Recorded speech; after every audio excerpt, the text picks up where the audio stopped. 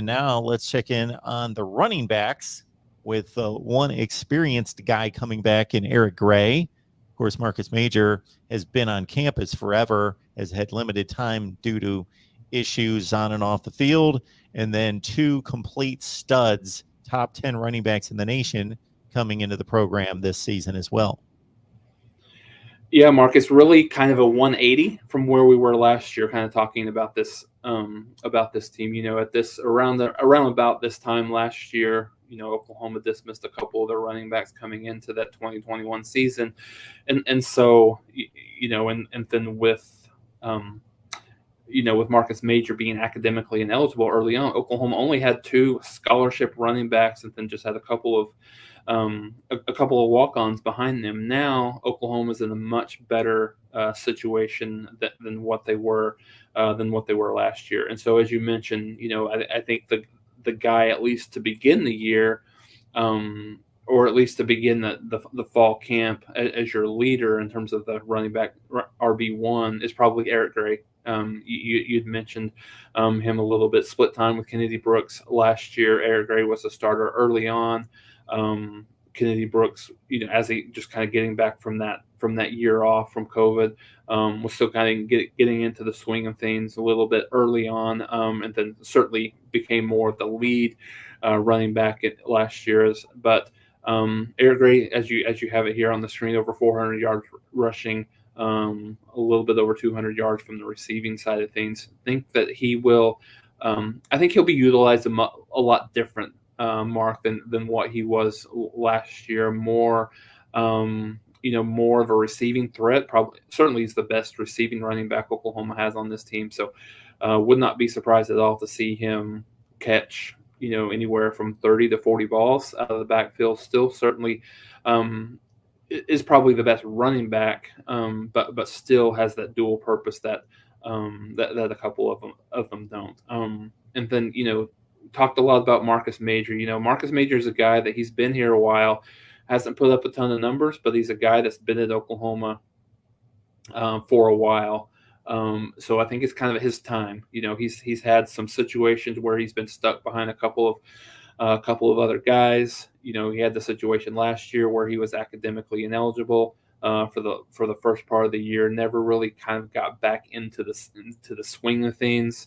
Last year, over the last few games, played sparingly, but you know, he's a guy that it's going to be a really, really big year for him. You know, everything I heard through the spring, he was very rejuvenated, just with the new staff and with the new culture and everything that's kind of going on. And so, you know, and he's a kid that was banged up a little bit in spring, so really, really big fall camp for him to be in that mix. And so then you'd mentioned certainly the two stud freshmen that Oklahoma has, both top 10 running backs overall in that 2022 cycle. Starting with Javontae Barnes, you know, he was a kid that was here in the spring for Oklahoma, which you know, you can't oversell the value of how big it is to have some of these true freshmen in the spring.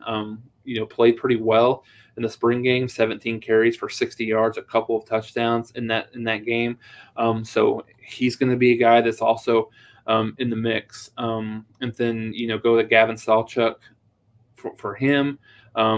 He's a kid that wasn't here in the spring, so he's a little bit behind the 8 ball in terms of that, just in terms of knowing the offense and getting in the conditioning, strength and conditioning program, although he's well into it right now, I'm sure. But, you know, just not getting that time, you would think that he's, you know, maybe a little bit behind some of the others right there. But again, as you mentioned, top 10 running back, number 1 player out of the state of Colorado, coming in very, very highly recruited, and which was another big get for, you know, for Oklahoma and DeMarco Murray. And then a couple other kids that, you know, you've got Todd Hudson and Jaden Knowles, who were, you know, have been walk-ons for a while, but you've got a couple of other kids that have came into the program that are, one is a junior college transfer, Tyree Walker, played at Palomar College in California at the junior college level. had 875 yards and 8 touchdowns last year, was here in the spring. Had a pretty good spring game, Mark. Had 13 carries, 55 yards, and a touchdown. Did have a fumble as well. So ball security is something probably coming out of that game that was really certainly a focus for him as well. And then another one which happened fairly late in the cycle here, Mark. Bentavious Thompson, transfer from UCF. I think he goes by Bino Thompson. Played 3 years. UCF had a little bit over 1,100 yards, 13 touchdowns, and I think probably his best season. And really, he has a lot of familiarity in playing with Dylan Gabriel. A lot of familiarity with Levy's offense while he was at UCF as the backup running back. Ran for 604 yards. And scored 8 touchdowns in that season. So I think the interesting thing is both of those kids, Walker and Thompson, are coming to Oklahoma as walk-ons, at least initially.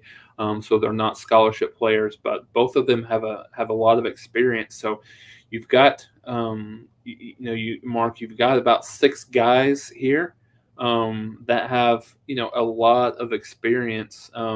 No, not necessarily at Oklahoma, but you do have a lot of experience in playing, certainly at the college level. So I think it'll be interesting looking at this. You probably have, I would say right now, Mark, as it looks, not sure, what Bino Thompson brings to the table. Not sure necessarily what Gavin Sawchuck will bring to the table this year. But you've got 4 or 5 guys in Eric Gray, Javontae Barnes, Marcus Major, Tyree Walker, and then Thompson that figured to be in the mix. And I think it's one of the things that certainly I think coming from Oklahoma's offense in the past, they didn't necessarily use a ton of running backs. They would they would have different kids that would play, but it would end up being a couple, and then they would go really kind of move to the hot hand. Levy rolls in a lot of running backs. I mean, you see, I think it's in here in the chat as well, but 3 kids from Ole Miss last year had over 100 carries, and then you had, I think, five kids that had over 50 carries on the season. So a lot of these kids will get opportunities, to carry the rock for Oklahoma. So I think, obviously coming into where we are right now, July 1st, it's a much better situation for Oklahoma at the running back position overall. Yeah, Jason, as you alluded to just a second ago, Dion has posted on the screen there in Jeff Levy's 2021 Ole Miss offense. Consider 13 games played. All 3 running backs played in all 13 games. And when you've got a running back in Jerrion Ely with 133 attempts to lead the team, that's only 10 per game. Snoop Connor, 130. That's 10 per game. And Reed Parrish with 105. That's roughly 8 or 9 per game. So that really was a balanced distribution there. So that could be based on philosophy, or that could be based on, we've got 3 players and they're all about the same. Nobody's better than anyone else, so I'm going to work them all in. Or it could be a combination of the two in that particular instance.